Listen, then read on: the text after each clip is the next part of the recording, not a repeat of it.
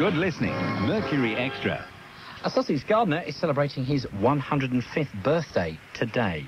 George Cook, who now lives at the Gardeners Benevolent Society's rest home in Henfield, took his first gardening job in Crawley on the Tilgate estate in 1901. George says he started his working life at an early age. I left school at 12, and I looked for my father, who was head gamekeeper on the estate. And I went with him for 2 years looking after the ferrets, dogs and cats, you know that. Then there was a job coming up on the estate with the bricklayer, and I applied for the job and got it at another shilling a week, a shilling a year. And I stayed with him 2 years. Then there was a young chap left the garden, and I applied for the job, and I got it. Yeah, I got it. That was the first job I had. I remember shifting them times, so, yeah. And then, well, I went on from there. In the ordinary garden, although the garden had never been really garden intensified because, well, it may be because of labour or money or what, but anyhow, we were determined to grow some good fruit. George, I believe you're an expert with fruit. Oh, we used to exhibit out across the hall in London 3 or 4 times every year. When the seasons of the fruit come in, so we used to show it. Apples, peaches, grapes, oh, the whole lot.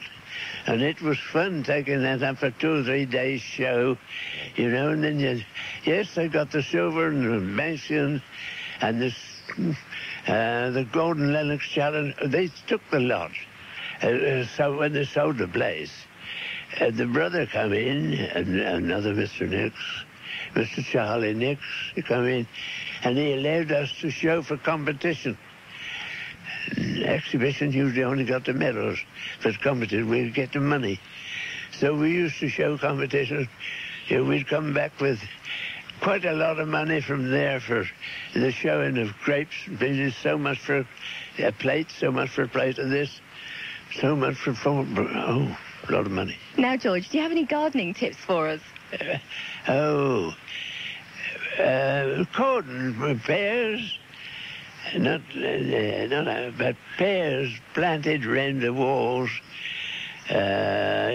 Cordon style, they come in their bunches of 4 and 5s.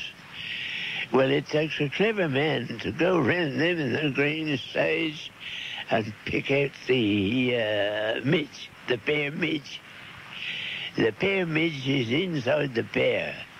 And if he stops there and you let him drop the ground, when he drops the ground, that midge, that fly is gone. So I used to get them in the green, pick them off in the green stage and put them in the fire. That's the way to stop that. Then there's another one.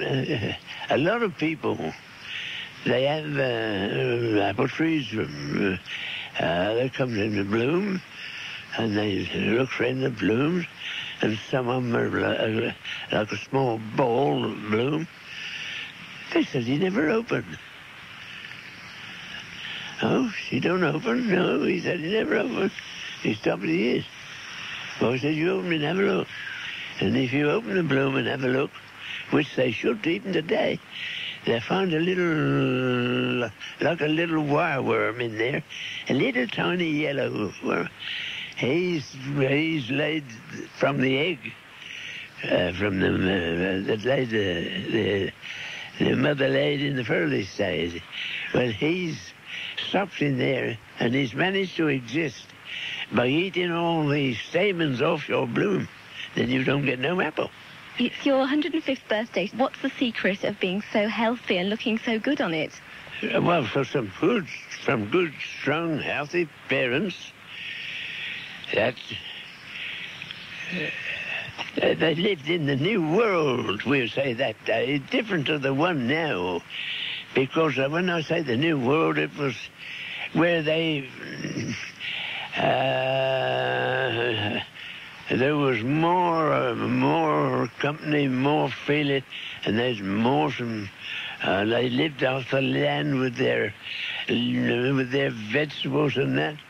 And they, with their, all their homemaking stuff, used to make their own. Yeah, my mum made her own bread, always. Always baked the bread. Nothing like it in the country. No. Then Dad brew his own beer. But my father was a man and a half. Mum was a real one for feeding us up, you know. He's got a chicken.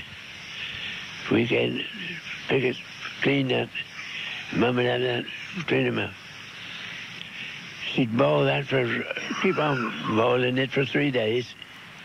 And we'd have soup before we went to school. What's happening for your birthday? What's happening today? Oh, I don't know. I know, to be on the edge all the morning and what was going to happen. There's a real load of them coming. There's George Cook, who was talking to Laura Maymond, and he's celebrating his 105th birthday today. We say a very happy birthday to George. Laura tells me that George doesn't look a day over 70. There are 407 reasons for buying